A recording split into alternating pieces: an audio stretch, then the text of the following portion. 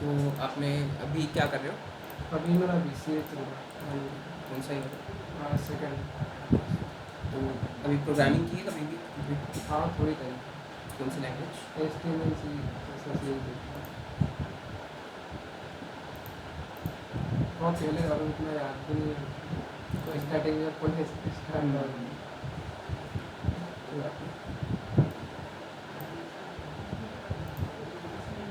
हम लोग बेसिक से स्टार्ट करेंगे, हाँ। वैसे कोई प्रॉब्लम नहीं।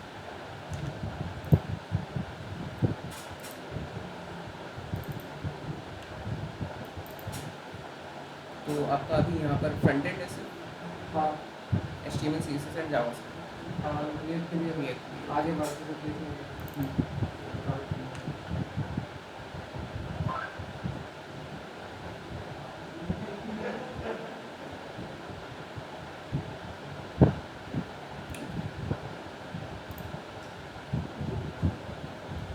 ओके, तो आप बताओ वेबसाइट में क्या क्या होती है, कौन कौन सी लैंग्वेजेस होती है?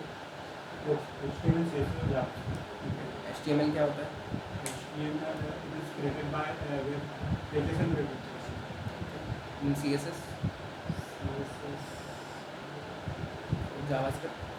JavaScript वो काम जैसे आपने बटन बना ली वो वर्क कैसे करता है वो और जो CSS है पीछे आप डिजाइन का काम करता है. बताओ वेब डेवलपमेंट में कौन कौन सी लैंग्वेजेस होती है फ्रंट एंड में? फ्रंट एंड में HTML, CSS, जावास्क्रिप्ट. ठीक है, HTML क्या होता है? Hyper text markup language. Then website के केस में कैसे वो वर्क करता है? ये मतलब वेबसाइट का स्केलेटन है. ठीक है, देन CSS? CSS डिजाइनिंग के लिए. ठीक है, हमने HTML से मार्कअप तो बना दिया, देन उसके बाद अगर हमको उसको डिज़ाइन करना है तो हम CSS अप्लाई करेंगे। देन उसके बाद JS? ये अपना फंक्शनिंग के लिए बटन कैसे वर्क करेंगे बैक एंड में.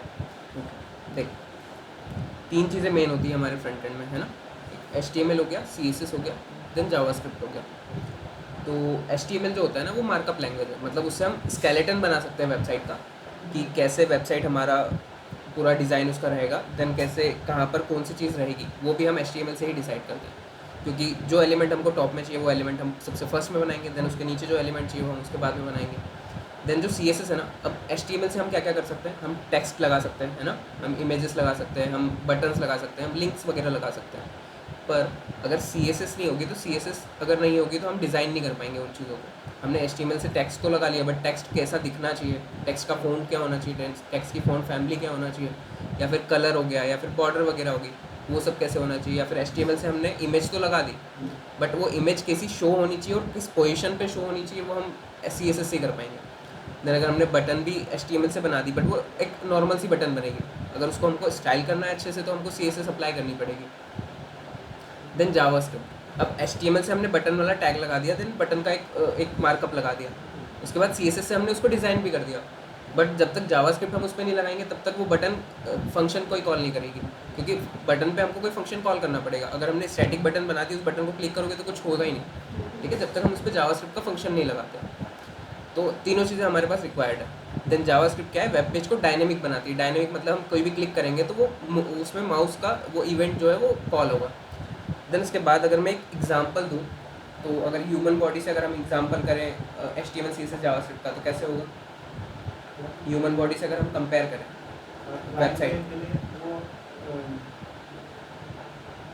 सर्वर को भेजेगा.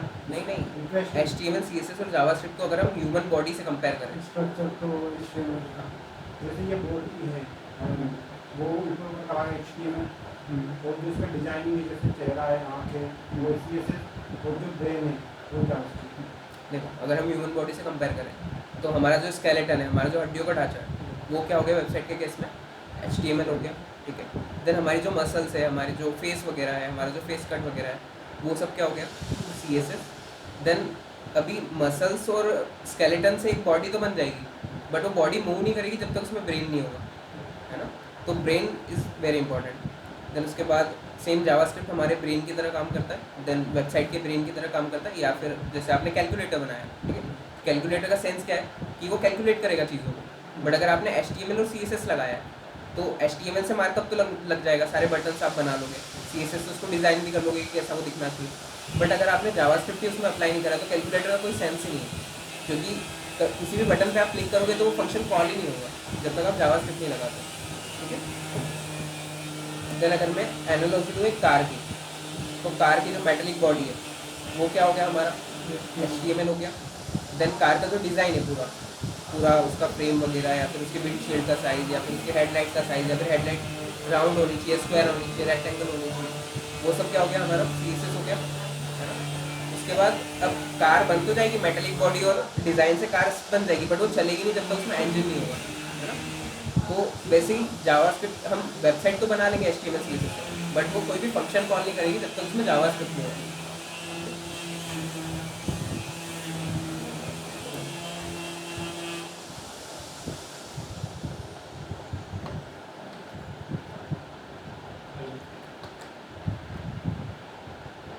तो हमने ये देख लिया कि वेबसाइट किन लैंग्वेजेस से बनती है और कैसे बनती है, बट वेबसाइट काम कैसे करती है हम वो देखते हैं, ठीक है।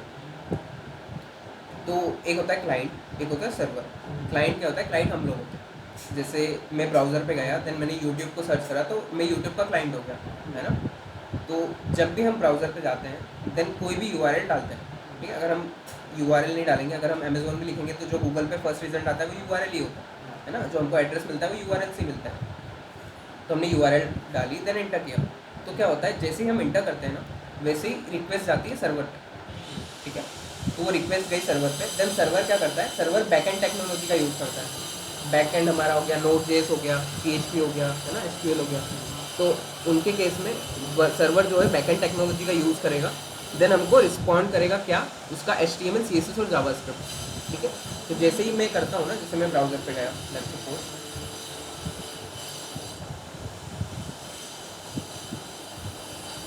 मैंने ब्राउज़र ओपन किया और जैसे मैंने YouTube पे क्लिक किया, तो मैंने YouTube की URL लिखा, देन एंटर किया, तो सर्वर पर रिक्वेस्ट गई, देन सर्वर ने उसको बैकएंड का यूज़ करा, देन सर्वर ने मुझे रिस्पॉन्ड किया क्या, ये HTML CSS और जावास्क्रिप्ट। तो ये क्या है, ये HTML CSS और जावास्क्रिप्ट ही है ना, जो हमको फ्रंट एंड में दिखता है पूरा।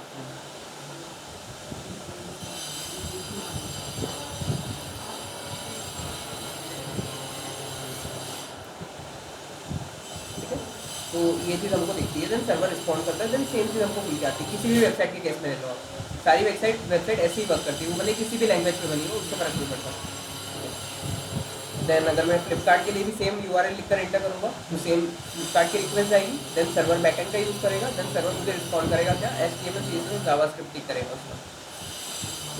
देन हमने ये देख लिया कि वेबसाइट कैसे काम करती है। देन वेबसाइट होती है दो तरह की, एक होती है मल्टीपेज वेबसाइट, एक होती है सिंगल पेज वेबसाइट, ठीक है। तो मल्टीपेज अभी हमने जो देखा ना, वो मल्टीपेज ही है। जैसे अभी क्लाइंट और सर्वर इधर उधर हो गया, तो ध्यान देना, क्लाइंट इधर है, सर्वर इधर है। तो क्लाइंट क्या करेगा, हमने youtube.com लिखा, एंटर करा, तो सर्वर पे रिक्वेस्ट आएगी किसकी, youtube.com की, ठीक है। तो सर्वर क्या करेगा, बैकएंड का यूज़ करेगा सेम, देन हमको रिस्पॉन्ड करेगा HTML CSS और जावास्क्रिप्ट। पर वो किस पेज का करेगा, हमको होम पेज का करेगा, है ना। अभी जैसे हमने यूट्यूब ओपन किया तो हमको होम पेज खुल के आया, ठीक है, सेम ऐसे ही। तो मल्टी पेज हम देख रहे हैं पहले। तो मल्टी पेज में क्या होता है कि रिस्पॉन्ड किया उसने, देन अब पेजेस तो बहुत सारे हैं, पेजेस शॉर्ट्स का भी है, सब्सक्राइब का भी है, लाइब्रेरी भी है ना। तो जैसे मैं शॉर्ट्स पे क्लिक करूँगा ना, तो मल्टी पेज में क्या होगा, फिर से रिक्वेस्ट जाएगी सर्वर पर, ठीक है। देन फिर से वो रिस्पॉन्ड करेगा HTML CSS जावास्क्रिप्ट, बट अब पहले उसने होम पेज का किया था, अब वो करेगा शॉर्ट्स वाले पेज। तो उसने शॉर्ट्स वाले पेज का मुझे दिया, देन उसके बाद सेम इसी पेज पे मैं क्लिक करूँगा, तो सेम रिक्वेस्ट आएगी, देन रिस्पॉन्ड मिलेगा आपको HTML CSS जावास्क्रिप्ट उस पर्टिकुलर पेज का। बट सिंगल पेज में क्या होता है, सिंगल पेज में ऐसा नहीं है उसमें पेज एक ही है, सिंगल पेज एप्लीकेशन भी वैसी ही होती है। तो होता क्या है, सिंगल पेज एप्लीकेशन क्या होती है बताओ।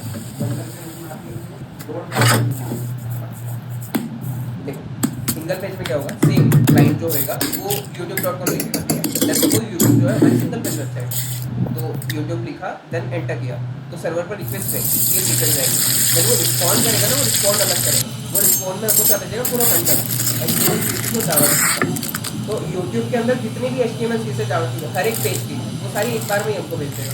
तो बार बार हमको रिक्वेस्ट नहीं करनी पड़ेगी। अब हम शॉर्ट पे क्लिक करेंगे तो हमको वहीं से वो चीज़ मिल जाएगी, है ना।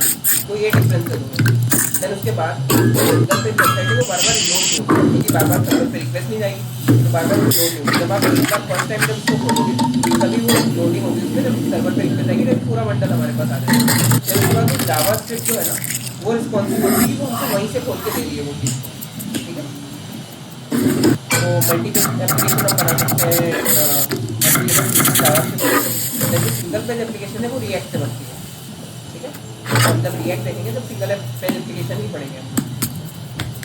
तो मैं एग्जांपल देता हूँ दोनों का, ठीक है। तो जो यूट्यूब है ना हमारी रिएक्ट से बनती है, तो ये सिंगल पेज एप्लीकेशन है।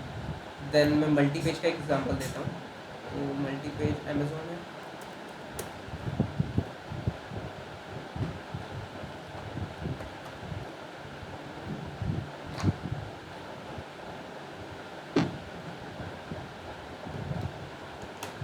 ठीक है। तो अमेजोन जो है वो मल्टी पेज एप्लीकेशन है। कैसे, देखो ये लोड हो रही है, फर्स्ट टाइम तो लोड हुआ, देन मेरे पास होम पेज खुल कर आ गया। देन उसके बाद मैं बताता हूँ, ये लोड हो जाए एक बार।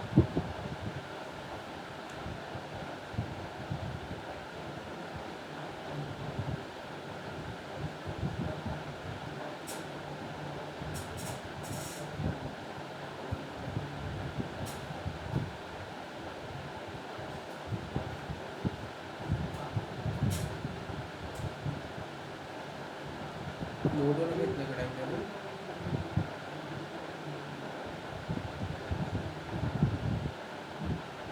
ठीक है, देखो ये होम पेज हमारे पास खुल जाएगा, ठीक है। अब मैं किसी भी पेज पे क्लिक करूंगा तो क्या होगा, फिर से रिलोड होगी, फिर से सर्वर पे रिक्वेस्ट जाएगी, फिर से वो रिस्पॉन्स करेगा उस पर्टिकुलर पेज का HTML CSS जावास्क्रिप्ट। देखो मैं क्लिक करता हूँ, सेल पे क्लिक करूँगा, एंटर मैंने किया, देखो वापस लोडिंग हुई, देन वापस सर्वर पे रिक्वेस्ट गई, सर्वर हमको रिस्पॉन्ड कर रहा है HTML CSS जावास्क्रिप्ट। हाँ, ये मल्टी पेज एप्लीकेशन है, मल्टी पेज वेब एप्लीकेशन, ठीक है। देन मैं ब्राउजर हिस्ट्री पे भी क्लिक करूँगा तो भी वो सेम रीलोडिंग हुई, सर्वर पर रिक्वेस्ट गई, देन सर्वर ने रिस्पॉन्ड किया। सेम मैं किसी भी पेज पे क्लिक कर दूँ, क्योंकि ये है एक मल्टी पेज वेबसाइट, ठीक है। ये रिएक्ट से बनी हुई नहीं है। देखो मैंने अमेजोन मिनी टीवी पे भी क्लिक किया तो वो फिर से उसका रिक्वेस्ट गई, देन सर्वर पर रिस्पॉन्ड आया। देन अगर मैं सिंगल पेज एप्लीकेशन की बात करूँ तो यूट्यूब जो है वो सिंगल पेज एप्लीकेशन है। मतलब मैं फर्स्ट टाइम जब इसको ओपन करूँगा, जैसे मैं इसको फिर से ओपन करता हूँ, तो मैंने यहाँ पे क्लिक किया, देन देखो फर्स्ट टाइम रीलोडिंग होगी, क्योंकि फर्स्ट टाइम तो सर्वर पे रिक्वेस्ट जाएगी, जब भी तो हमारे पास पूरा बंडल आएगा। तो अभी हमारे पास बंडल आ चुका है पूरा, ठीक है। देखो ये कितनी फास्ट भी है, अमेजोन रीलोड हो रहा था बट ये हो चुका है पूरा इसका, मतलब इसमें ऐसा तो नहीं है कि अमेजोन से कम डेटा है, डेटा यूट्यूब में भी बहुत सारा है, बट ये लोड हो चुका है, ठीक है। देन इसके बाद क्या होगा कि मैं अगर शॉर्ट्स वाले पेज पे क्लिक करूँगा तो देखना यहाँ पर रीलोडिंग नहीं होगी। शॉर्ट्स वाला पेज यहीं से मुझे जावास्क्रिप्ट रिस्पॉन्सिबल होती है उस चीज़ को खोल के लाने के लिए। तो मैंने इंटर किया शॉर्ट्स पे, यहाँ पर इन्वेस्टिगेशन पूरी फास्ट भी है, अमेजोन से अगर हम कंपेयर करें तो फास्ट भी है, मतलब किसी भी मल्टीपल एप्लीकेशन से कंपेयर करें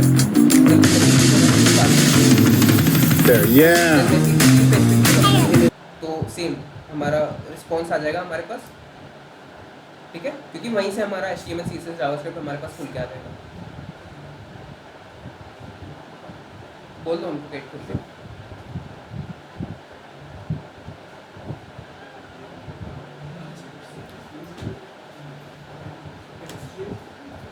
ठीक है। तो ये है सिंगल पेज एप्लीकेशन। अब जो React.js है वो बनाया है, किसने बनाया है बताओ? React.js कौन सी कंपनी ने बनाया? लग जाएगा, मेटा ने बनाया, ठीक है, फेसबुक ने बनाया। तो मेटा की जितनी भी एप्लीकेशन है वो सारी रिएक्ट पे बनी हुई है, ठीक है। जैसे फेसबुक ले लो आप, या फिर आप व्हाट्सएप ले लो, व्हाट्सएप का जो वेब है वो, देन आप इंस्टाग्राम ले लो, इंस्टाग्राम भी इसी पे बना हुआ है, देन यूट्यूब है, देन उसके बाद फ्लिपकार्ट भी शिफ्ट हो गया है रिएक्ट पे, बहुत सारी एप्लीकेशन शिफ्ट हो रही है रिएक्ट पे। जैसे मैं अगर फ्लिपकार्ट ही बताऊँ तो फ्लिपकार्ट भी हो चुका है। जैसे फर्स्ट टाइम लोड होगा, फर्स्ट टाइम में पूरा बंडल आ जाएगा मेरे पास, देन मैं किसी भी इलेक्ट्रॉनिक्स पे क्लिक करूँगा,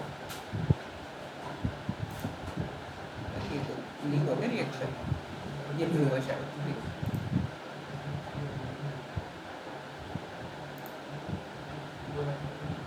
नहीं हुआ। देन एयरबीएनबी जो है वो फ्लिपकार्ट पे शिफ्ट हो गया, हमने कल ही देखा था ना एयरबीएनबी। फर्स्ट टाइम हमने रिक्वेस्ट की, फर्स्ट टाइम वो लोड होगा,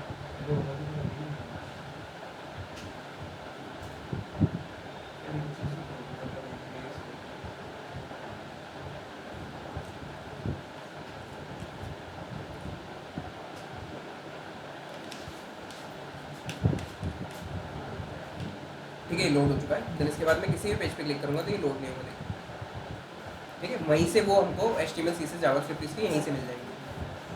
तो ये होती है हमारी सिंगल पेज एप्लीकेशन, जो कि हम रिएक्ट से बनाने वाले हैं।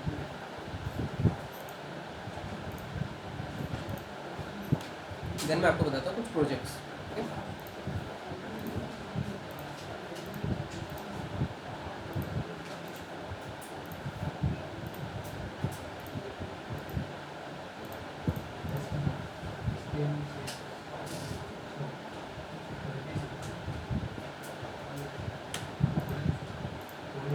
ये कुछ प्रोजेक्ट्स हैं जो कि मैंने बनाए।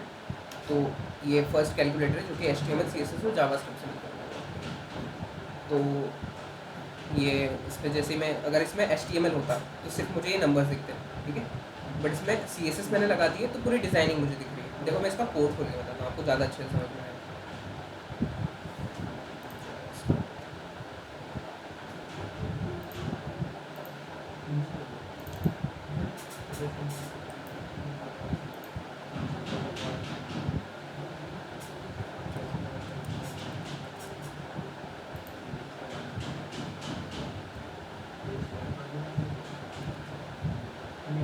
इसको यहीं से ओपन करता हूँ, वो तो मैंने होस्ट की हुई है तो मैं वहाँ से कर ली थी, इसको यहीं से ओपन करता हूँ।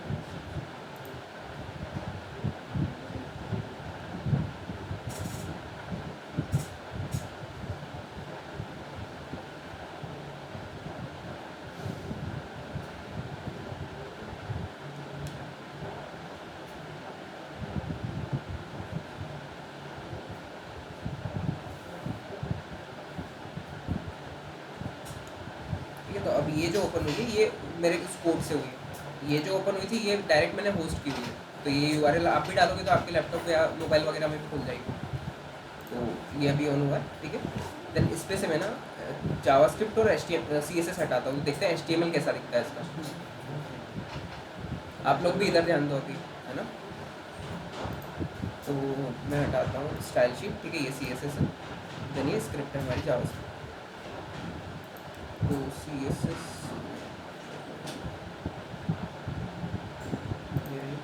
इसको मैंने कर दिया कमेंट। अभी इन चीज़ों पे ध्यान मत देना, ये चीज़ें मैं बताने वाला हूँ, बस अभी मैं हटा के बता रहा हूँ। देन इसकी जावास्क्रिप्ट है जो कि नीचे है, मैं जावास्क्रिप्ट बता रहा हूँ। तो देखो ये HTML है,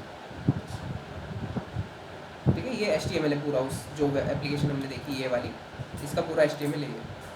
तो HTML से ऐसी स्टैटिक वेबसाइट बन जाएगी, मतलब ऐसे दिखने में ऐसी बन जाएगी। ये नंबर्स अभी मैं क्लिक करूँगा तो कुछ नहीं होगा, ठीक है।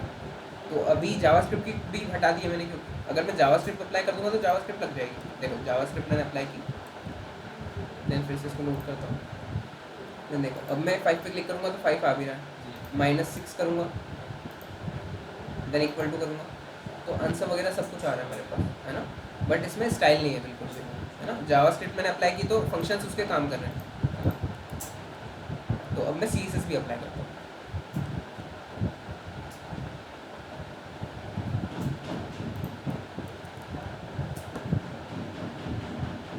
तो ये पूरा CSS है, ठीक है। देन अब मैं जावास्क्रिप्ट का आता हूँ, मतलब लिंक किया हुआ है या अलग फाइल बनी हुई है जावास्क्रिप्ट, ये पूरी जावास्क्रिप्ट की फाइल है। देन ये CSS की 3 फाइल है, जैसा मैंने बताया था कि मैं इसमें सिर्फ HTML जावास्क्रिप्ट वही है। देन मैं 3 चेंज करूँगा तो सिर्फ CSS चेंज होगा। तो देखो मैं जावास्क्रिप्ट हटाता हूँ, मैंने जावास्क्रिप्ट हटा दिया। तो मैं किसी भी चीज़ पे कॉल करूँगा ना तो वो काम नहीं करेगी, देखो। और ये प्रिंट एक फंक्शन लगा हुआ है तो वो काम कर रहा है सिर्फ, बाकी तो कोई काम नहीं कर रहा है। देन हमारे जो मेन जो काम है वो हमारा हो नहीं रहा है ना, कुछ भी नहीं हो रहा है। तो ये क्यों हो रहा है, क्योंकि ये जावास्क्रिप्ट अप्लाई नहीं हुई। जावास्क्रिप्ट में जैसे अप्लाई करूँगा तो फंक्शंस मेरे काम करने लगेंगे, देखो, ठीक है। देन हिस्ट्री भी इसमें सेव होती है। देन 5 का क्यूब में निकालूंगा तो वो आ जाएगा।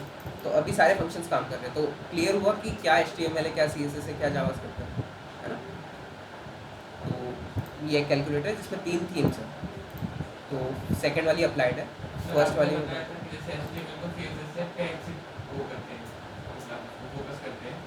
टारगेट करता है, कोर्स होता है।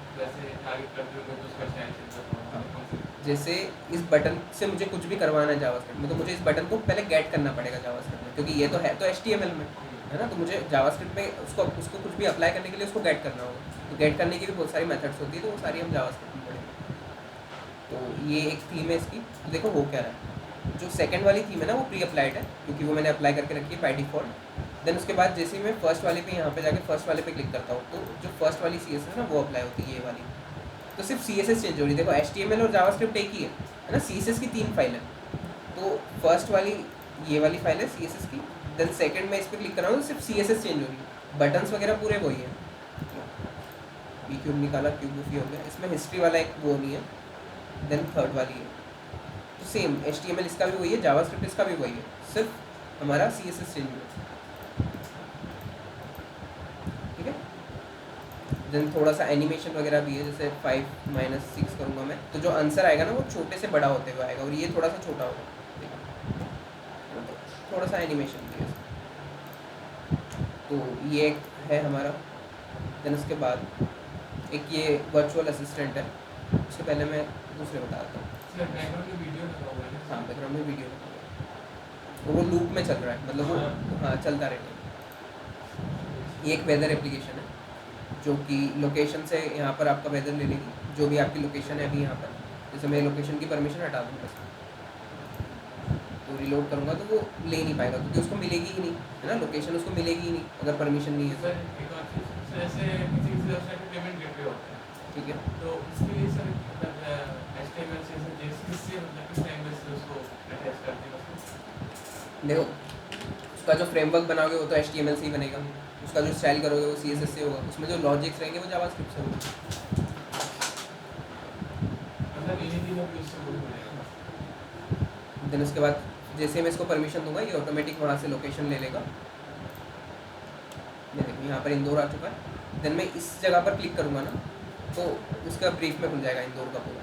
तो यहाँ से फ़ारेनहाइट में चेंज कर सकता हूँ, सेल्सियस में कर सकता हूँ। देन उसके बाद थोड़े आइकन्स वगैरह में एनिमेशन है इसमें।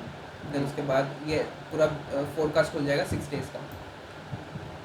तो ये रिएक्ट से बनी हुई एप्लीकेशन है, देखना इसमें रिलोड नहीं होगा। मैं अगर किसी दूसरी सिटी का सर्च भी करूँगा ना तो रिलोड नहीं होगा। देख यहाँ पर लोडिंग हुई नहीं, जबकि ये डेटा तो हमारे पास API से आ रहा है, ये डेटा हमारे पास फीडेड नहीं है। ये डेटा एक्चुअल हमारा जो अभी का 15 डिग्री सेल्सियस है वहाँ का न्यूयॉर्क का, तो अभी हमारे पास आ रहा है, तब भी रिलोडिंग नहीं हुई। तो रिएक्ट की ये खास बात है, ठीक है। और कितना फास्ट है ना। अगर मैं समझता कि ठीक है ये मतलब छोटा प्रोजेक्ट है, मतलब इस पर कोई रश नहीं है, इस पर कोई भी ट्रैफिक नहीं है, मतलब इस पर कोई भी लोग नहीं आ रही है, तो सिर्फ मेरा प्रोजेक्ट है, पर फिर भी डेटा तो फैच होके API से ही आ रहा है ना, तो उसमें भी इतना टाइम नहीं लग रहा है। तो रिएक्ट की एक खास बात है। देन उसके बाद न्यूयॉर्क का आ गया। देन मैं कोई भी 3 मेजर सिटीज़ का मैंने यहाँ पर दिया हुआ है, बेंगलोर, मुंबई, दिल्ली का, तो यहाँ से पता चल जाएगा। देन उसके बाद यहाँ पर भी सर्च कर सकते हैं कोई भी सिटी, देन यहाँ से भी सर्च कर सकते हैं। तो ये एक प्रोजेक्ट है जो कि हम बना सकते हैं। हम API का प्रोजेक्ट बनाएंगे तो या तो फिर ये बनाएंगे हम, या फिर न्यूज़ एप्लीकेशन का बनाएंगे, ठीक है। रिएक्ट करने के बाद रिएक्ट किस चीज़ का है, सबका है रिएक्ट, ठीक है। देन उसके बाद ये एक अमेज़ोन का क्लोन है, ठीक है, अमेज़ोन का पूरा क्लोन है। देन रियल जो अमेज़ोन की वेबसाइट है मैं बताता हूँ,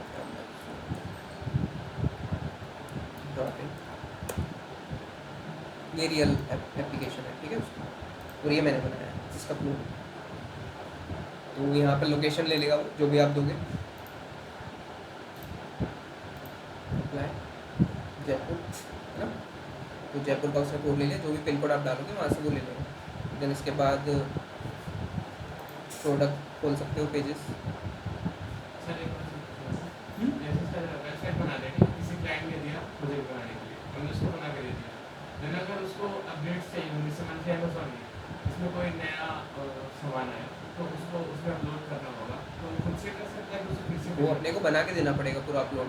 अपडेट्स आएंगे तो वो हाँ, मतलब देखो अमेज़ोन का भी जो है वो बना हुआ है, मतलब आप भी सेल कर सकते हो अमेज़ोन पे, है ना, कोई भी सेलर बन सकता है अमेज़ोन का, अगर आपकी शॉप वगैरह है तो आप क्या करोगे, आप अपना सेलर अकाउंट बनाओगे, तो सेलर अकाउंट में ये सब चीज़ें ऑलरेडी हैं कि एक इनपुट डाल रखा है हमने, उसमें कोई भी हेडिंग डालेगी तो वो डल जाएगी, देन इमेजेस वगैरह अपलोड होगी तो ऑटोमेटिक कार्ड वगैरह बन जाएंगे। और रिएक्ट की एक खास बात ये है कि रिएक्ट में हमको सिर्फ डेटा देना होता है। जैसे ये सारे जो प्रोडक्ट के कार्ड्स हैं सारे सेम है ना, डिज़ाइन वगैरह सेम है, बस प्रोडक्ट अलग अलग है, हाँ, प्राइस अलग अलग है और हेडिंग अलग अलग है, बाकी तो सारा सेम है। तो रिएक्ट में क्या होगा, आपको एक बनाना पड़ेगा, देन आप डेटा दे दो उसको, एक डेटा एरे में सेव होगा, वो डेटा आपने दिया, देन जितना डेटा होगा आपका उतने वो कार्ड ऑटोमेटिक बना देगा, ठीक है। हमको बार बार नहीं बनाना पड़ेगा। पर मल्टीपेज एप्लीकेशन अगर आप बनाओगे तो उसमें क्या होगा, आपने एक कार्ड बनाया, डिज़ाइन भले ही सेम है बट आपको कॉपी पेस्ट करना पड़ेगा, तो ये हम बच जाते हैं इससे। देन उसके बाद रिएक्ट में और भी बहुत सारी चीज़ें, जैसे हमने बटन का कोड एक बार लिख दिया, देन बटन में अगर कलर अलग अलग चाहिए या फिर बटन के फंक्शन अलग अलग चाहिए या फिर बटन में टेक्स्ट भी अलग अलग चाहिए, तो उस एक ही जो HTML में हमने बटन बनाया ना उसी को हम बार बार यूज़ कर सकते हैं। बस उसका हम कलर चेंज कर देंगे CSS से, देन उसका टेक्स्ट वगैरह चेंज कर देंगे हम एलिमेंट से, तो वो सारे काम हम कर सकते हैं।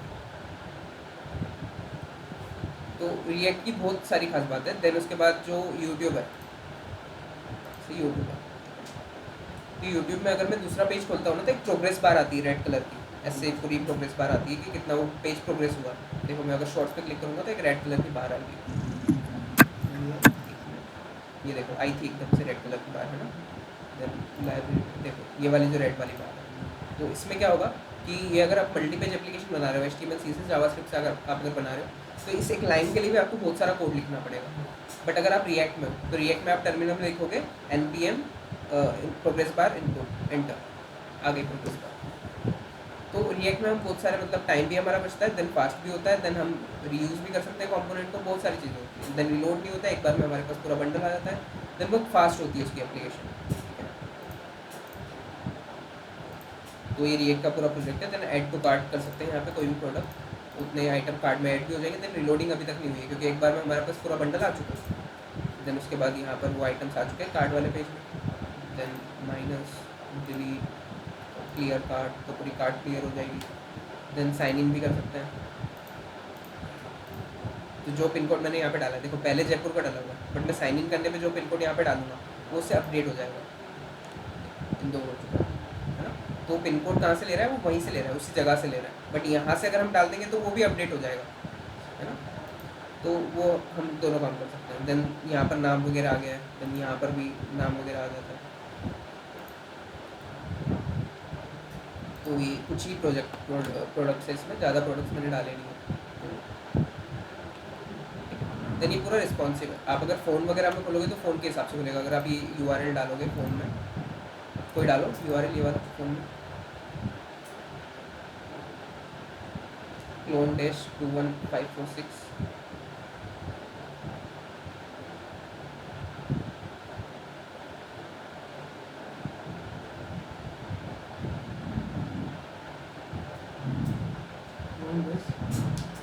21546 .web .app app AWP।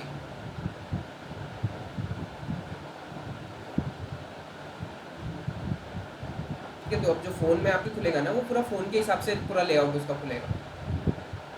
तो ये रिस्पॉन्सिव है। जितने भी मैंने प्रोजेक्ट्स बनाए वो सारे रिस्पॉन्सिव हैं, और रिस्पॉन्सिव भी हम CSS से ही करते हैं। ठीक है, तो हम जितने भी प्रोजेक्ट्स वगैरह बनाएंगे हम रिस्पॉन्सिव ही बनाएंगे, क्योंकि पहले के टाइम पे क्या होता था कि पहले रिस्पॉन्सिव का इतना खेल नहीं था। पहले इतना फ़ोन वगैरह भी नहीं थे और लैपटॉप वगैरह भी नहीं थे, तो एक मॉनिटर हुआ करता था ना अपना जो डेस्कटॉप का।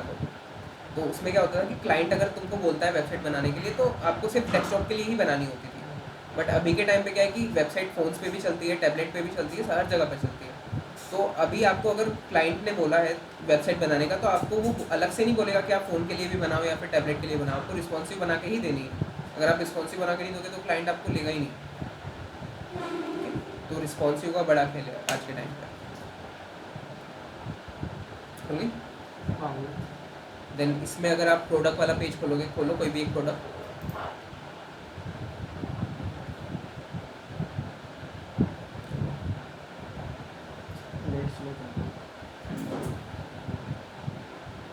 कोई भी एक प्रोडक्ट खोलो तो देखो अभी डेस्कटॉप पे प्रोडक्ट डेस्कटॉप के हिसाब से खुल रहा है, तो वहाँ पर देखो पूरा अलग है। हेडिंग ऊपर आ रही है, देन इमेज नीचे आ रही है, देन ये जो साइड वाली इमेज है ये नीचे आ रही है ना। देन ये वाला जो चीज़ है ये भी इसके नीचे आ रहा है, देन जो इसके डिस्क्रिप्शन वगैरह है वो भी नीचे आ रहा है। ठीक है, तो हमको ये पूरा करके देना होता है। और ये कुछ चेंज नहीं हुआ है, बस CSS चेंज हुई है, HTML वही है, जावास्क्रिप्ट वही है, सिर्फ CSS चेंज हुई है जब इसने फ़ोन में खोला हमने। ठीक है, देन ये सारी चीज़ें भी चेंज होगी। देखो मैं यहीं से रिस्पॉन्सिव करके बता रहा हूँ। तो ये जो ऊपर लगी हुई है ना ये सारी मीडिया क्वेरी है जो हम CSS से लगाते हैं रिस्पॉन्सिव करने के लिए।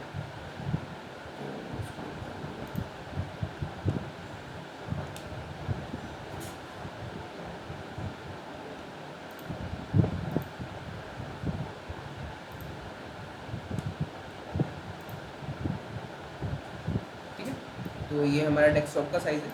देन उसके बाद जैसे हम टैबलेट में इसको खोलेंगे तो ये खुलेगी ऐसी, ठीक है। तो मैंने क्या करा, मीडिया क्वेरी से ये चीज़ें हटा दी, ये वाली चीज़ें हटा दी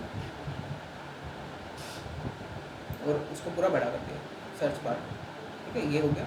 फिर उसके बाद जो लोकेशन वाली चीज़ थी वो यहाँ आ गई, और पहले ये जो पूरा बॉक्स है वो सेंटर में आ रहा था क्योंकि डिस्प्ले हमारी बड़ी थी। अभी ये नीचे आ रहा है पूरा, लेकिन यहाँ पर कुछ भी हम पिन कोड डालेंगे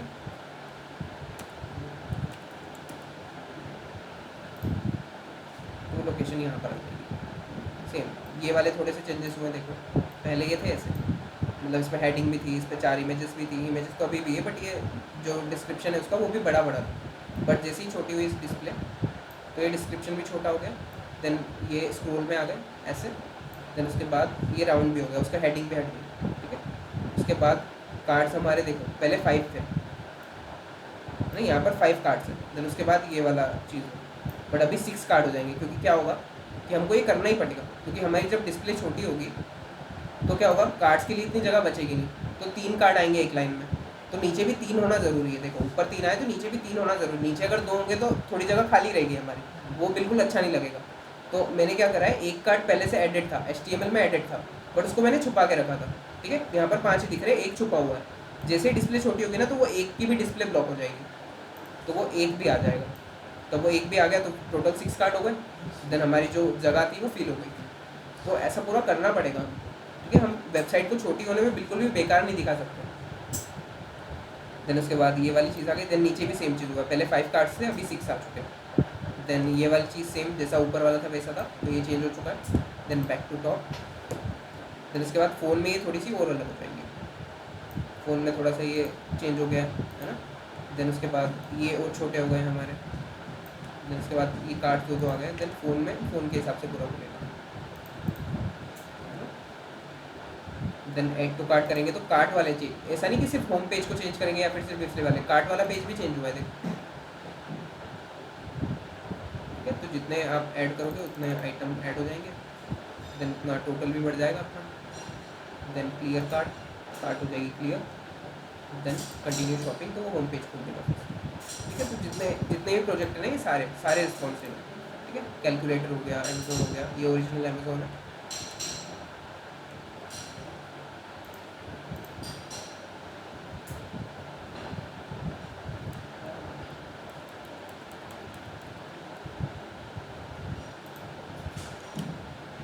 देन उसके बाद वेदर वाला मैंने बता दिया। एक ये वर्चुअल असिस्टेंट, जो कि ये अपना गूगल असिस्टेंट या फिर सीरी जैसे थोड़े बहुत काम कर देता है।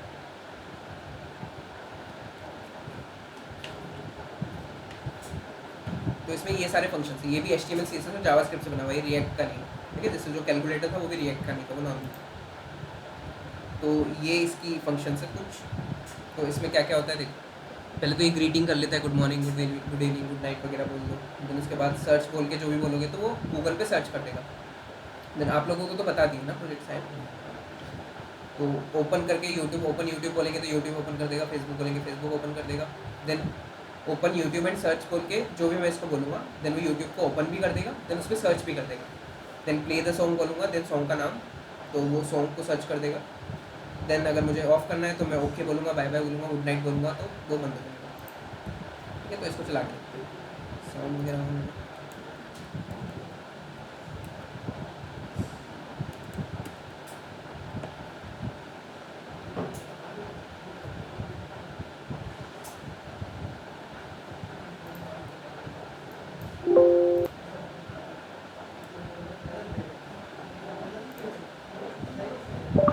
गुड मॉर्निंग,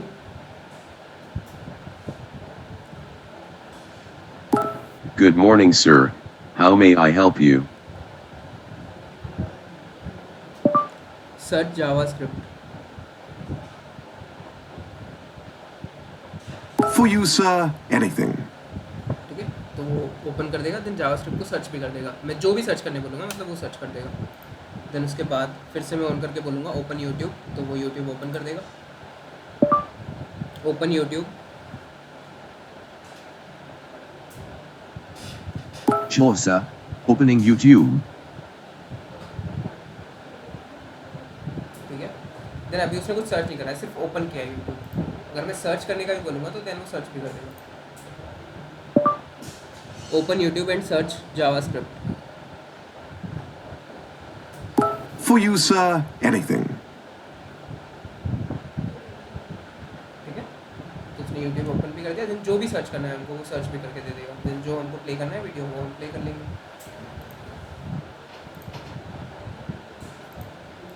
देन उसके बाद प्ले द सॉन्ग बिलीवर.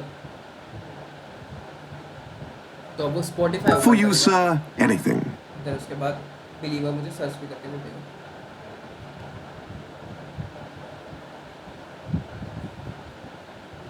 ठीक है, देन जो भी रिजल्ट्स होंगे उसमें से हमको जो भी प्ले करना है वो हम प्ले कर सकते हैं. देन उसके बाद इतना तो हो गया. अगर मुझे ऑफ करना है, अगर ये चल रहा है और मुझे ऑफ करना है तो मैं बाय बोल दूंगा या फिर इस बटन पे भी क्लिक कर सकता हूँ. Then bye, okay okay bye, good night. क्योंकि गुड नाइट का सेंस वही बनता है कि अगर हम गुड नाइट बोल रहे हैं तो फिर वो उसके बाद साइन ऑफ ही करना है ना. गुड मॉर्निंग बोल रहे हैं तो फिर उसके बाद हमको कुछ काम हो सकता है. तो जैसे मैं इससे गुड मॉर्निंग बोला था तो इसने फिर पूछा था कि आपको क्या करना है या क्या नहीं करना है. मैं अगर गुड नाइट बोलता तो फिर वो कुछ नहीं पूछता. देन उसके बाद अगर किसी को ये चलाना नहीं आता है तो वो क्या करेगा, अगर इसको ऑन कर देगा और कुछ भी ऐसा बोला जो इसकी प्रोग्रामिंग में है ही नहीं या फिर कुछ भी नहीं बोला तो फिर ये क्या कर देगा, एक बार और मौका देगा. देन ही खुद की गलती बताएगा कि मैं सुन नहीं पाया, है ना. क्योंकि हम क्लाइंट की गलती कभी भी नहीं बता सकते, हमको खुद की ही गलती बतानी पड़ेगी. तो ये खुद की गलती बताएगा कि मैं सुन नहीं पाया, आप एक बार और बोले. देन उसके बाद भी अगर नहीं बोला है तो फिर ये इंस्ट्रक्शन वाला पेज खोल देगा. देन बोलेगा कि पहले इंस्ट्रक्शन पढ़ लो देन फिर मेरे पास आओ.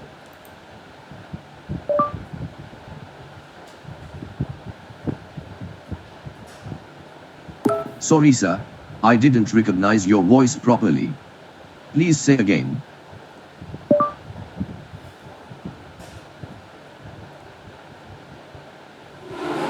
Sorry, sir. But it seems like you are missing something. Please read the instructions first and try again. ठीक है, तो ये बोल रहा है कि इंस्ट्रक्शन पहले पढ़ लो देन उसके बाद ट्राई करो. ठीक है, तो ये एक प्रोजेक्ट है. तो ये सारे प्रोजेक्ट हम लोग बनाने वाले हैं.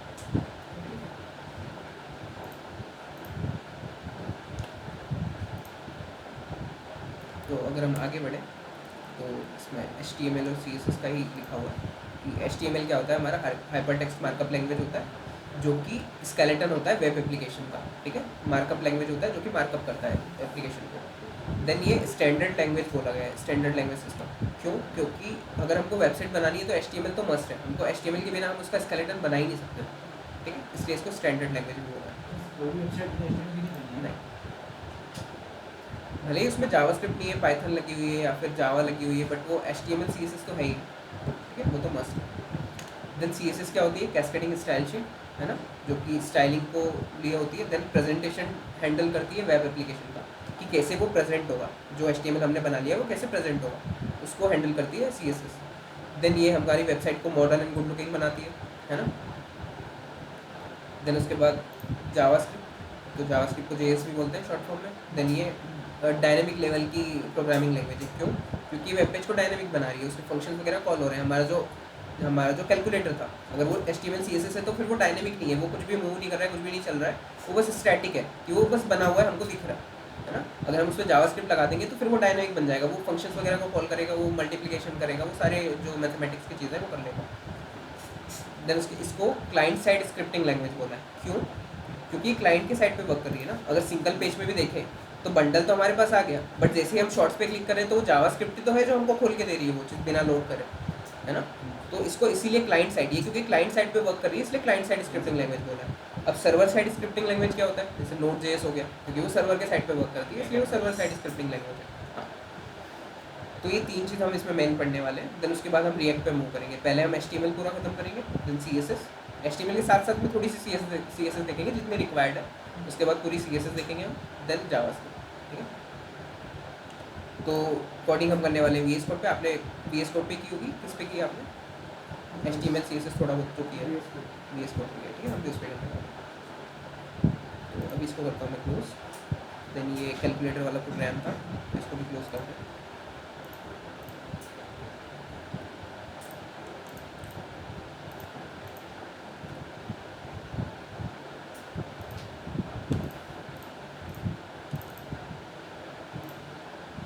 ठीक है, तो हम थोड़ा सा HTML देखते हैं कि HTML क्या होता है क्या नहीं।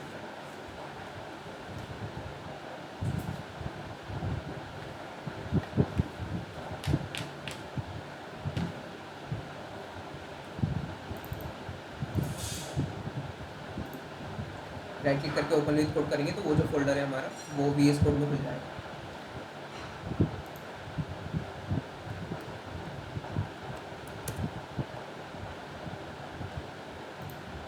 देन इसके बाद यहाँ से हम फाइल बना सकते हैं, यहाँ से हम फोल्डर बना सकते हैं, कोई भी फोल्डर अगर हमको बनाना है तो हम क्या करते हैं कि HTML का फोल्डर बनाते हैं, HTML जिसमें हम सारी HTML की फाइल रखेंगे हमारी।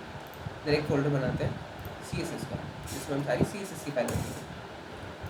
तो अभी मैं क्या कर रहा हूँ, अभी मैं HTML की फाइल बना रहा हूँ जो कि इन फोल्डर के अंदर नहीं बना रहा हूँ मैं, मेन जो हमारा HTML का फोल्डर था 1pm वाला उसके अंदर बना रहा हूँ। तो यहाँ से एक फाइल बनाई तो वो उस फोल्डर के अंदर बनेगी जो हमारा मेन है, इन दोनों फोल्डर के अंदर नहीं बनेगी। ठीक है, तो index.html हमारे जो फाइल का एक्सटेंशन होगा वो .html होगा, HTML की फाइल। देन उसके बाद जो सबसे पहला जो टैग आता है वो कौन सा टैग आता है, डॉक टाइप है ना। क्या हाँ देखो क्यों करते हैं ये चीज़, डॉक टाइप की रिक्वायरमेंट क्यों है, क्योंकि हमारी जो वेबसाइट है वो किस पे चलने वाली है, ब्राउज़र पे है ना। वेबसाइट ब्राउज़र पे ही चलेगी, अगर हमको नॉर्मली चलाना होता तो हम एप्लीकेशन ही बना लेते हैं ना। तो वेबसाइट जो है वो ब्राउज़र पे चलेगी, भले वो कोई सा भी ब्राउज़र हो, क्रोम हो गया, मोजिला हो गया, फायरफॉक्स हो गया, एज हो गया, कोई सा भी ब्राउज़र हो गया। तो ब्राउज़र को ये बताने के लिए, क्योंकि ये जो डॉक्यूमेंट है वो किस टाइप का है, डॉक टाइप मतलब डॉक्यूमेंट टाइप, ठीक है। तो ये जो डॉक्यूमेंट हम बना रही है किस टाइप का है, तो यहाँ पर हम इसकी वैल्यू देते हैं कि डॉक टाइप जो है वो HTML टाइप का है, ठीक है। तो ये जो है ना, ये हमारा टैग नेम है डॉक टाइप। देन ये जो है हमारा एट्रीब्यूट है, ठीक है। टैग नेम के अलावा जो भी ओपनिंग टैग में होता है वो होता है एट्रीब्यूट। तो एट्रीब्यूट क्यों है, एट्रीब्यूट जो होते हैं ना वो हमेशा नेम और वैल्यू के साथ में आते हैं। ये एट्रीब्यूट का नेम हो गया, देन इक्वल टू लगा के हम उसकी वैल्यू देते हैं। बट कुछ जो एट्रीब्यूट होते हैं ना हमारे, वो सेल्फ में ही कुछ अपनी वैल्यू होते हैं। जैसे HTML है, वो नेम भी है एट्रीब्यूट का और वो सेल्फ में ही वैल्यू भी है। तो बहुत कम ऐसे एट्रीब्यूट होते हैं, बाकी जो एट्रीब्यूट होते हैं हमारे नेम और वैल्यू के साथ में आएंगे, मैं बताता हूँ। तो डॉक टाइप जो है वो हम ब्राउज़र को ये बता रहे हैं कि ये जो डॉक्यूमेंट है, अब इसमें हम टेक्स्ट ही लिखने वाले हैं पूरा, भले ही हम प्रोग्रामिंग की लैंग्वेज में लिखेंगे बट है तो टेक्स्ट ही। तो वो जो टेक्स्ट है उसको HTML की तरह खोलना है, वो हमको ब्राउज़र को बताना पड़ेगा। तो इसलिए doc type HTML, document type HTML, ठीक है।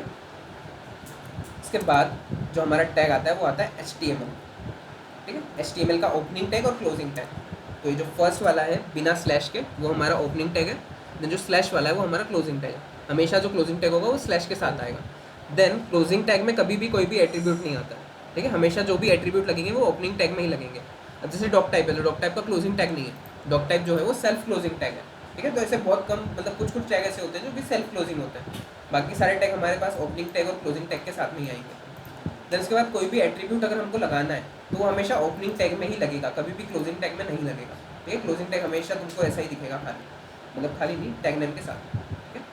तो HTML के जो डायरेक्ट चाइल्ड होते हैं वो दो होते हैं मेन। फर्स्ट होता है हेड, देन हेड का opening tag closing tag. Then second जो इसका चाइल्ड होता है वो होता है बॉडी, सेम बॉडी का भी ओपनिंग टैग और क्लोजिंग टैग। तो हेड में क्या आता है और बॉडी में क्या आता है हम ये देखते हैं, ठीक है। तो हेड में हमारी जो चीज़ें आती है ना, हमने क्रोम बंद कर दिया है, जिसमें कोई भी एप्लीकेशन खोलता हूँ मैं ये एप्लीकेशन खोलता हूँ सोनी की। तो इसमें हेड क्या है, हेड मतलब जो कि हमारे जो वाइट स्पेस है पूरी उसमें नहीं दिख रहा है, ठीक है। तो क्या नहीं दिख रहा है हमको, टाइटल जो है वो ऊपर दिख रहा है, वाइट स्पेस में नहीं दिख रहा है। जो इसका आइकन है वो हमको ऊपर दिख रहा है ना, हमारी जो डोम है, जो डॉक्यूमेंट ऑब्जेक्ट मॉडल है, जो वाइट स्पेस है पूरी, वहाँ हमको नहीं दिख रहा है ना। तो जो चीज़ें हमको एक तो बॉडी में शो नहीं करनी है, जो हमारी वाइट स्पेस है वहाँ शो नहीं करनी, वो हम हेड में लिखेंगे। देन उसके बाद कोई भी फाइल अगर हमको लिंक करनी है तो वो भी हम हेड में करते हैं। जैसे CSS की फाइल है तो CSS की फाइल हमको यहाँ पर CSS की प्रॉपर्टीज़ जो अप्लाई होगी वो दिखानी है, बट CSS की फाइल लिंक हो चुकी है ये थोड़ी हमको यहाँ पर दिखाना है, शो थोड़ी करना है। तो वो चीज़ हेड में होगी, ठीक है। देखते हैं कैसे। तो हेड में सबसे पहले तो टाइटल, जैसे यहाँ पर सोनी लिव लिखा हुआ है वैसे हमको भी हमारी वेबसाइट का टाइटल लिखना है। तो इसके लिए होता है टाइटल टैग। टाइटल टैग के अंदर मैं जो भी लिखता हूँ वो आ जाएगा हमारे टाइटल में। मैंने डेमो लिखा है, फिर मैं इस वेबसाइट को करता हूँ लाइव। तो लाइव करने के लिए हमारे पास एक्सटेंशन होता है लाइव सर्वर।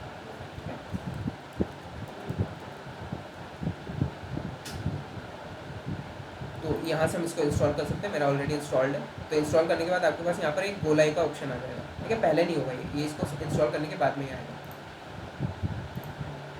देन उसके बाद मैं इसको लाइव करता हूँ। तो 3 तरीके होते हैं, मैं यहाँ से भी लाइव कर सकता हूँ, मैं यहाँ पे राइट क्लिक करके भी गो लाइव कर सकता हूँ ओपन विद लाइव सर्वर, मैं यहाँ पर इस फाइल पे राइट क्लिक करके भी कर सकता हूँ ओपन विद लाइव सर्वर,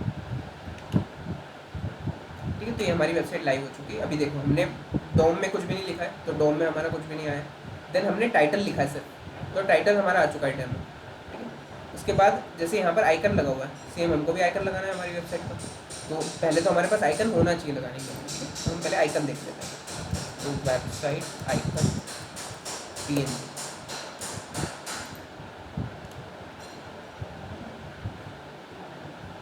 मैं वेबसाइट बताता हूँ जो कि ये PNG एग, यहाँ पर सारी आपको PNG मिलेगी। तो ये बहुत अच्छी वेबसाइट है, यहाँ से लेना ज़्यादा सही है। वेबसाइट आइकन, बट यहाँ से हमको ऐसे हम डायरेक्ट लिंक से नहीं लगा सकते, यहाँ से हमको डाउनलोड ही करना पड़ेगा, ठीक है। तो कोई भी अगर हम प्रोजेक्ट बना रहे हैं ना, तो हमको सारी इमेजेस डाउनलोड ही करनी है, हमको लिंक से कोई नहीं लगानी है, ठीक है। तो देख लेते कोई सा अच्छा सा, ये वाला लगा लें, ठीक लग रहा है। तो इस पर क्लिक किया, देन इसको हमको डाउनलोड करना पड़ेगा।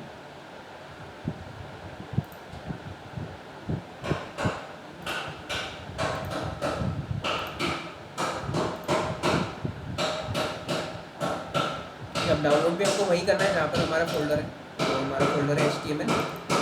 देन अब देखो हमने HTML का अलग एक फोल्डर बनाया है, CSS का अलग एक फोल्डर बनाया है। तो हम जो आइकन है हमारे उसका भी अलग फोल्डर बनाएंगे, ठीक है। हमें सारी चीज़ें सिस्टमेटिक रखेंगे, हम सारी चीज़ें मिक्स नहीं करेंगे। तो न्यू फोल्डर बनाएंगे आइकन्स, देन जो हमारा आइकन है वो इसके अंदर रखेंगे। देन हम नाम भी चेंज कर देते हैं, हमारा icon.png कर देते हैं। तो अभी हमारा HTML है, तो यहाँ हमको आइकन भी लगाना है। तो आइकन भी बॉडी में नहीं लग रहा है, हमारा डोम में नहीं लग रहा है। तो आइकन कहाँ पर लगाएंगे हम, हेड में, ठीक है। तो हेड के अंदर ही हम करेंगे लिंक, आइकन को हमको करना पड़ेगा लिंक। तो लिंक करने के लिए क्या होता है, लिंक टैग होता है। लिंक टैग के अंदर कुछ एट्रीब्यूट आते हैं, ठीक है। तो एट्रीब्यूट फिक्स है बट वैल्यू फिक्स नहीं है, क्योंकि लिंक टैग हमको अगर CSS लिंक करना है तो भी लिंक टैग लगेगा, हमको आइकन लगाना है तो भी लिंक टैग लगेगा, बहुत सारी चीज़ों के लिए लिंक टैग लगता है।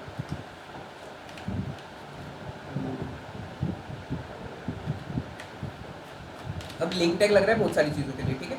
तो हम डिफ्रेंशिएट कैसे करेंगे कि कौन सा लिंक टैग किस लिए है, तो उसके लिए बनाए हुए हैं एट्रीब्यूट। तो रेल जो एट्रीब्यूट है ना, वो है कि ये जो लिंक टैग हमने लगाया है ये किस चीज़ के रिलेवेंट है। अब ये जो एट्रीब्यूट है, ठीक है, लिंक एक टैग का नाम है, बट जो रेल है वो एक एट्रीब्यूट है, जो href है वो एक एट्रीब्यूट है, और इक्वल टू करके जो हमने दिया है वो उसकी वैल्यू है, ठीक है। हमेशा ऐसे वैल्यू देंगे हम एट्रीब्यूट की। तो रेल जो है वो एट्रीब्यूट है, और वो क्या बताता है कि ये जो लिंक टैग है वो किस चीज़ के रिलेवेंट है। तो हम क्या लगाने वाले हैं, आइकन। तो स्टाइल शीट तो नहीं लगाने वाले हम, तो हम रेल में क्या लिखेंगे, आइकन, ठीक है।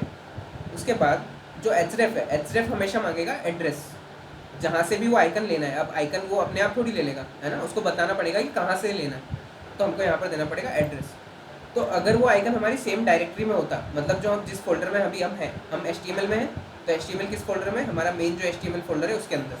देखो अगर मैं फाइल्स में बताऊँ तो ये हमारा मेन HTML का फोल्डर है, तो इसके अंदर मैं अगर जाऊँगा तो HTML डायरेक्ट यहीं पर है ना, किसी फोल्डर के अंदर नहीं है। बट जो आइकन है वो एक फोल्डर के अंदर है ना। तो हम कहाँ पर है अभी, हम HTML में हैं। तो अभी हमको यहाँ से एड्रेस देना पड़ेगा, मतलब जिस फाइल में हम एंटर कर रहे हैं ना, उस फाइल से उस फाइल का एड्रेस क्या है जो हमको लेनी है। तो इस फाइल से उस फाइल का एड्रेस क्या है कि हमको आइकन्स वाले फोल्डर में जाना है यहाँ पर। देन इसके अंदर हमारा icon.png है, तो हमको क्या करना पड़ेगा, अभी डायरेक्टरी सेम है, मतलब जहाँ पर मेरा ये जो HTML फाइल है वहीं पर आइकन फोल्डर भी है ना, उसी जगह पर। तो मुझे क्या लिखना पड़ेगा, डॉट स्लैश। तो मुझे सारी चीज़ें मिल गई, जितनी भी चीज़ें वहाँ पर है। तो मुझे कहाँ पर जाना है, आइकन्स में, आइकन्स। देन आइकन्स के बाद मुझे कौन सी फाइल चाहिए, icons.png। तो icons.png। तो अब जो मैं वेबसाइट खोलूँगा ना, मेरी वेबसाइट पे वो आइकन आ चुका है। देखो यहाँ पर मैं इसको थोड़ा सा ना थीम चेंज करता हूँ, इसकी ब्लैक थीम में दिख नहीं रहा है मुझे।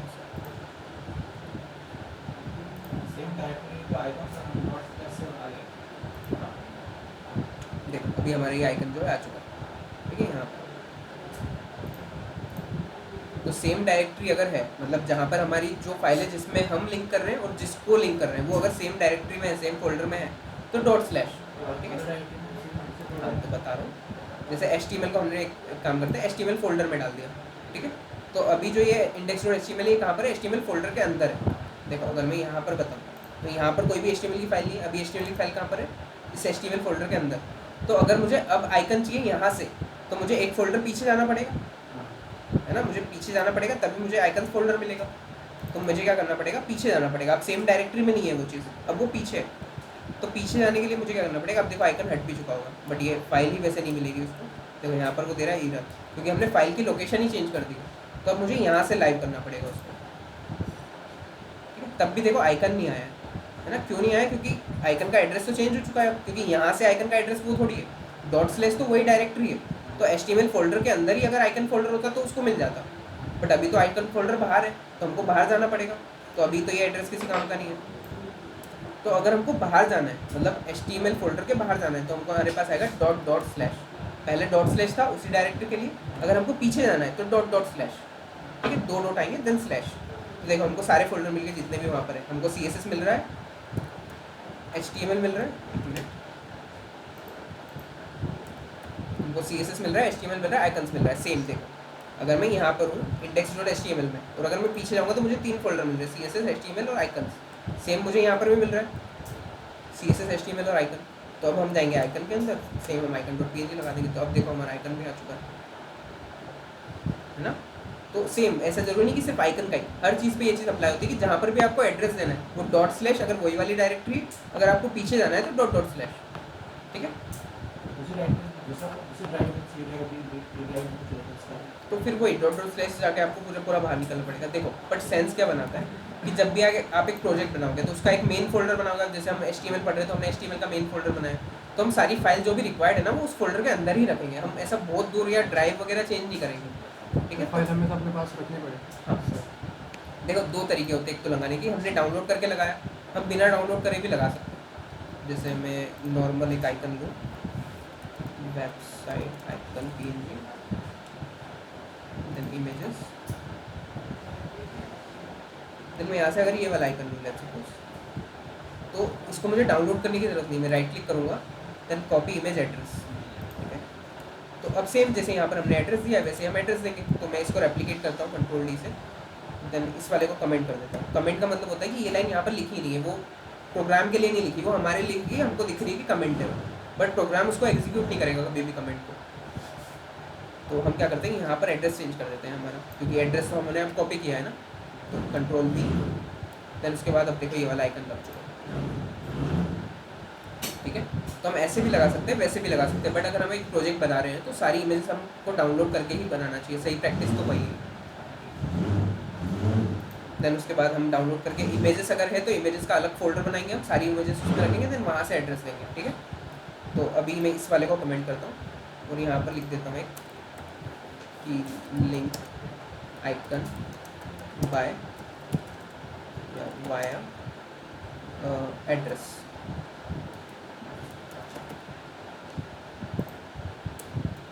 यहाँ पर एक कमेंट लिखता हूँ, आइकन वाया,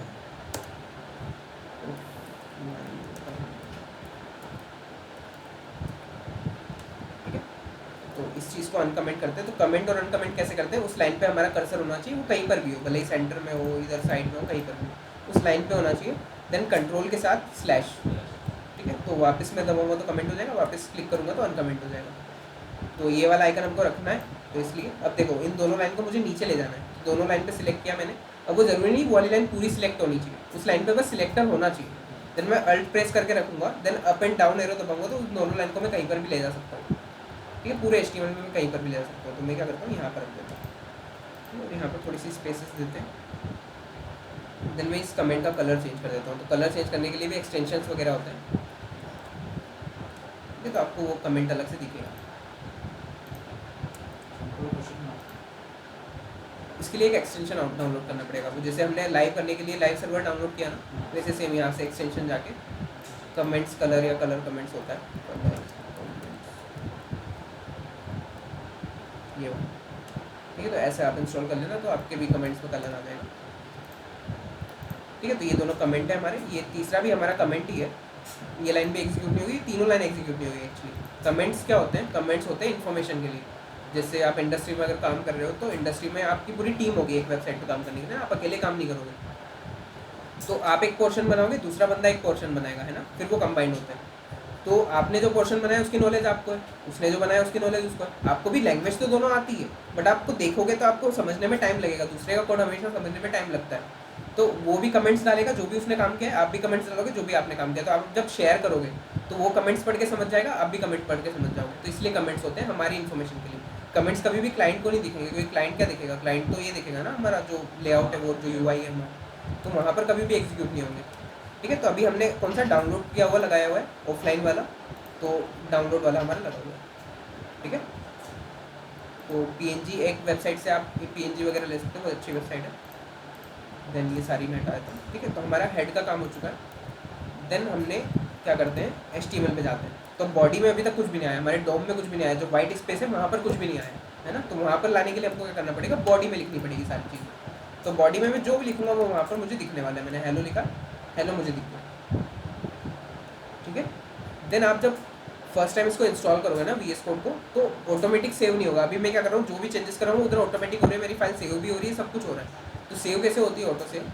तो सेटिंग में जाएंगे, देन सेटिंग, देन यहाँ पे लिखना ऑटो सेव। तो ये ऑप्शन आएगा ऑटो सेव का। तो ये बाय डिफ़ॉल्ट आपका ऑफ रहेगा, तो इसको कर लेना आफ्टर डिले।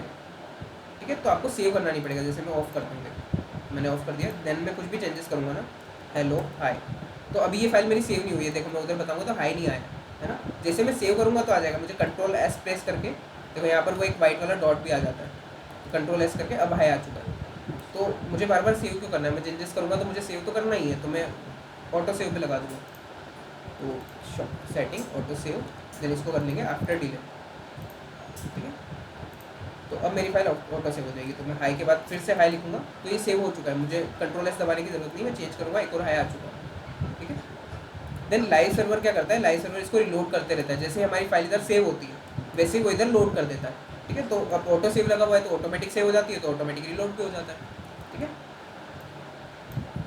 तो इतना क्लियर है अभी तक जो भी पढ़ा उसमें कुछ भी डाउट, थोड़ा सा भी डाउट है तो आप लोग पूछ सकते हो, है ना। ऐसा नहीं कि आप डाउट मन में रखोगे, पूछोगे नहीं, फिर आगे चल के वो डाउट और बड़ा हो जाएगा, क्योंकि फिर चीज़ें समझ में नहीं आएगी, है ना। तो आप जब भी जो भी डाउट आता है आप उसी टाइम पूछ लेना।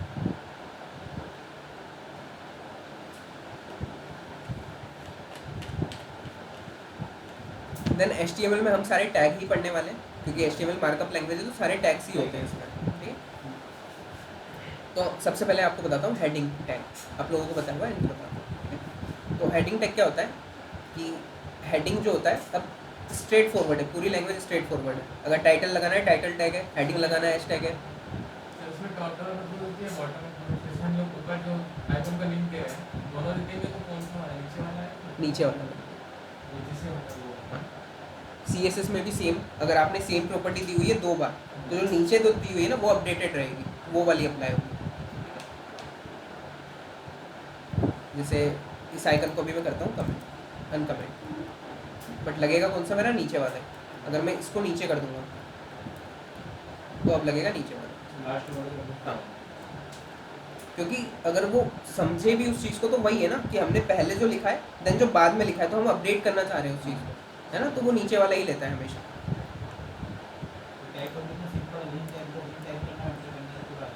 क्या हाँ, पर वो VS कोड में आएगा। अगर नोट पैड में जाओगे, देन नोट पैड में जाके आप लिंक लिखोगे तो लिंक ही लिखा रहेगा, वहाँ पर कोई सजेशन नहीं आएगा, आपको कुछ नहीं आएगा, आपको टैग्स वगैरह लगाने पड़ेंगे। देन यहाँ पर आपको रेल लिखना पड़ेगा, देन इक्वल टू लगा के कोड भी लगाने पड़ेंगे, सारी चीज़ें आपको करनी पड़ेंगी। Then icon, then href, then यहाँ पर फाइल का एड्रेस, और यहाँ पर भी सजेशन नहीं आएंगे आपको। डॉट स्लैश करके अगर आपने गलत बनाया तो आपको देखना पड़ेगा कि चीज़ें कि कौन से किस फोल्डर में कहाँ पर है, वो सब यहाँ पर कोई भी सजेशन आपको नहीं मिलेंगे। इसलिए हम VS कोड का यूज़ करते हैं, क्योंकि अगर हमको प्रोग्रामिंग आती है तो हम इतना टाइम वेस्ट क्यों करें हमारा, है ना। बात हो क्या रेपलेट में भी सजेशंस आते हैं। देन इनिशियली आपको सजेशंस का इतना यूज़ करना नहीं चाहिए। अगर आपकी एक बार कमांड हो जाती है उसके बाद आपको यूज़ करना चाहिए। ठीक है, तो अगर आपको पता है कि आपको क्या बनाना है, कैसे बनाना है, तो फिर उसमें आपको टाइम वेस्ट नहीं करना चाहिए, है ना। देन उसके बाद बॉडी हमारा टैग है, तो बॉडी में जो भी लिखेंगे वो हमारे डोम में शो होगा। डोम होता है और डॉक्यूमेंट ऑब्जेक्ट मॉडल। ठीक है, तो हेडिंग के लिए होता है H1 टैग, मतलब फर्स्ट हेडिंग के लिए, तो ये होती है थोड़ी सी बड़ी, मतलब इसका जो टेक्स्ट होता है वो थोड़ा सा बड़ा होता है। देन सारी हेडिंग हमारी होती है बोल्ड, क्योंकि हेडिंग का मतलब ही वही है कि हेडिंग बोल्ड होती है ना। तो इसमें होता है H1 से लेके H6 तक टैग होते हैं। H1 सबसे बड़ा होता है, H6 सबसे छोटा होता है। तो H1 मैंने टैग लिखा तो उसका ओपनिंग एंड क्लोजिंग टैग बन गया। फिर उसके बाद इसके अंदर मैं जो भी लिखूंगा वो हेडिंग 1 का पार्ट रहेगा, ठीक है। तो हमने अभी क्या देखा, हमने टैग देखा, हमने एट्रीब्यूट देखा कि HTML एक एट्रीब्यूट है, rel एक एट्रीब्यूट है, href एक एट्रीब्यूट है ना। अब एलिमेंट क्या होता है HTML का वो देखते हैं। तो opening tag and closing tag, then उसका कंटेंट, जो भी उसमें बीच में कंटेंट है, ये पूरा मिला के एक बनता है HTML का एलिमेंट, ठीक है। तो अगर हम HTML एलिमेंट बोल रहे हैं तो ये एक HTML का एलिमेंट है, बट अगर हम HTML टैग बोल रहे हैं तो ये एक HTML टैग है, ओपनिंग टैग। और अगर हम क्लोजिंग टैग बोल रहे हैं तो ये क्लोजिंग टैग है। और जो भी एट्रीब्यूट लगेगा हमेशा ओपनिंग टैग में लगेगा, कभी भी क्लोजिंग टैग में नहीं लगेगा, ठीक है। तो एक एट्रीब्यूट होता है टाइटल। देखो एट्रीब्यूट होते क्यों हैं, पहले तो हम वो देखते हैं। तो एट्रीब्यूट होते हैं किसी भी टैग को एडिशनल इन्फॉर्मेशन प्रोवाइड करने के लिए। जैसे हमने डॉक टैग लिख दिया, बट अभी तो पता ही नहीं है डॉक टैग क्या है, डॉक्यूमेंट टाइप क्या है वो तो पता ही नहीं, तो इसको एडिशनल इन्फॉर्मेशन प्रोवाइड करी हमने HTML लगा के, तो अभी हमको पता चलेगा कि डॉक टैग जो है वो HTML। वैसे सेम लिंक टैग हमने लगा दिया, बट लिंक टैग किस चीज़ के लिए लगाया वो तो एट्रीब्यूट से ही पता चलेगा, तो एडिशनल इन्फॉर्मेशन मिल रही है उस चीज़ को। जैसे मैंने H1 बनाया, ठीक है, मैंने बनाता हूँ H2, फिर इसमें लिखता हूँ मैं हेडिंग 2। तो देखो ये H1 है मेरा, जो कि थोड़ा सा बड़ा आ रहा है, H2 जो है वो थोड़ा सा छोटा आ रहा है। अभी हमने CSS लिखी, कहीं पे भी नहीं लिखी, हमने HTML लिख रहे हैं, बट वो ऑटोमेटिक छोटा आ रहा है। तो H2 का फंक्शन ये है कि वो H1 से छोटा है, ठीक है। तो जहाँ पर हमको छोटी हेडिंग यूज़ करनी है वहाँ पर हम H2 या H3 या फिर जो भी हमको लग रहा है रेफरेंस वो हम यूज़ करेंगे। तो देखो अब मुझे क्या करना है, नीचे में जाऊँगा, मैं यहाँ पर हूँ सेंटर में, ठीक है, या फिर मेरा हेडिंग 2 लिख के खत्म हुआ है तो मैं इस जगह पर रहूँगा। तो इस जगह से मुझे नीचे जाना है, क्योंकि मुझे H3 टैग तो नीचे ही बनाना है। तो मैं अगर सिंपल इंटर करूँगा तो वो H2 भी नीचे चले जाएगा, मुझे उसके अंदर थोड़ी बनाना है, मुझे उसको उसके नीचे बनाना है। तो मुझे क्या करना पड़ेगा, एक तो मैंने एंड में आके इंटर करना पड़ेगा, तो ये तो हमारा टाइम वेस्ट है। तो हम क्या करेंगे, हम कहीं पर भी हो, ठीक है, वो कहीं पर भी हो, हम कंट्रोल के साथ इंटर दबाएंगे ना तो हम नीचे आ जाएंगे, ठीक है। देन मुझे बनाना है H3 टैग, तो फिर से मैं H3 लिखूँगा, देन एंटर करूँगा, फिर से पूरा हेडिंग में लिखूँगा, क्योंकि मुझे सेम ही चीज़ करनी है तो मैं बार बार क्यों लिखूँ। तो मैंने हेडिंग 3 लिखा तो मुझे बहुत मेहनत करनी पड़ती है, मेरे हाथ दुख रहे हैं, ठीक है। तो इतनी मेहनत हम करेंगे नहीं। तो हम क्या करेंगे, हम कॉपी करेंगे इस चीज़ को नीचे, क्योंकि सेम चीज़ लिखनी है हमको, बस जहाँ पर 3 है वहाँ पर 4 करना है हमको, है ना। तो एक तुम शॉर्टकट बना सकते हो, बाय डिफ़ॉल्ट जो शॉर्टकट होता है वो होता है शिफ्ट कंट्रोल और डाउन एरो। तो इसको आप कंट्रोल D बना सकते हो, जिसको कि मैंने बनाया हुआ है। तो सेटिंग में जाके, नहीं, कीबोर्ड शॉर्टकट में जाके copy line down,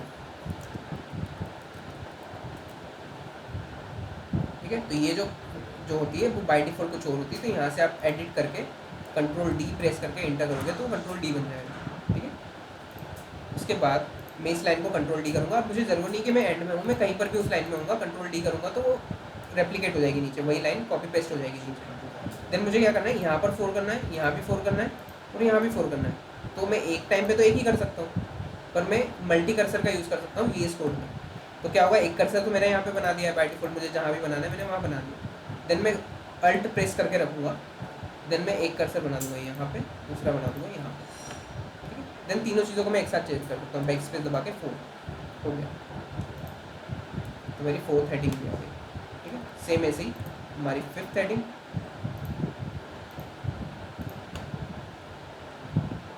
5th, then 6th,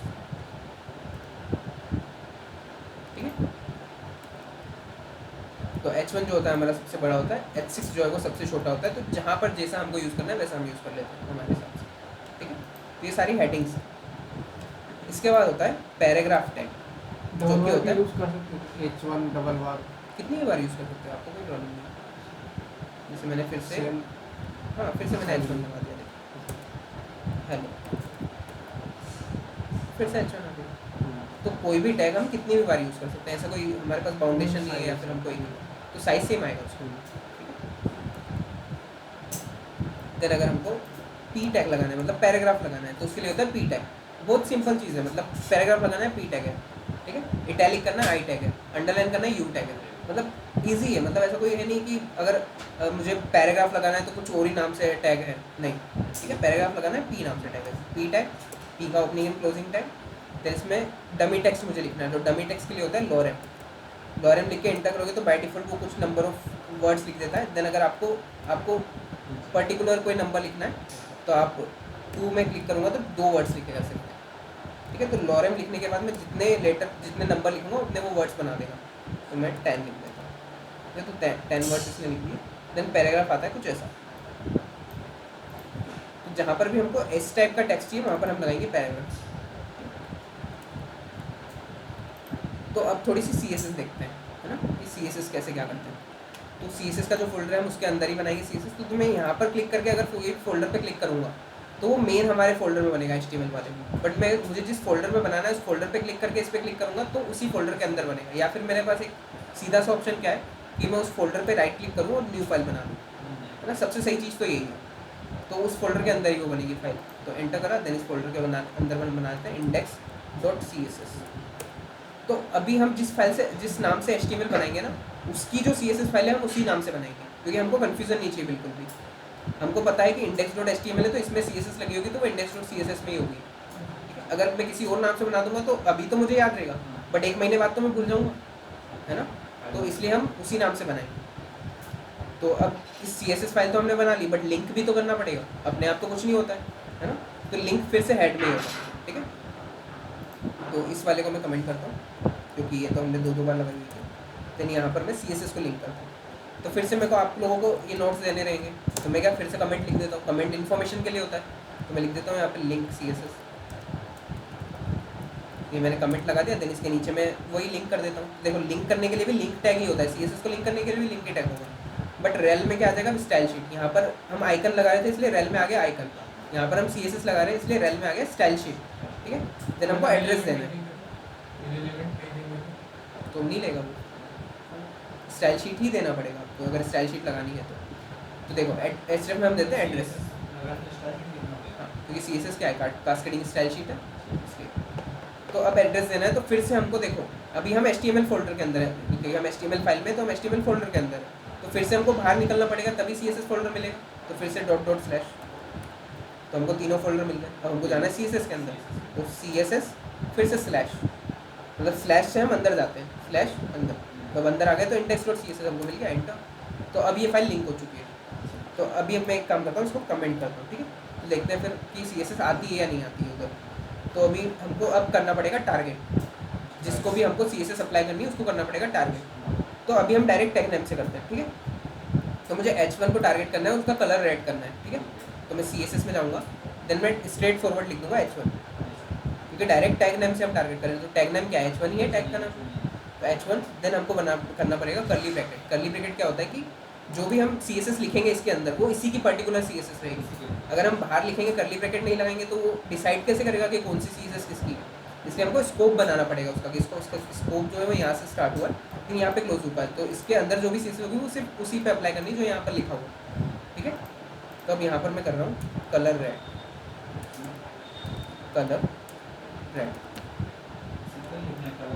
हाँ कलर करना है कलर रेड, बैकग्राउंड कलर करना है बैकग्राउंड कलर रेड, ऐसा सिंपल, सारी चीज़ें स्ट्रेट फॉरवर्ड। तो अभी देखो क्या हुआ है, कलर रेड नहीं हुआ।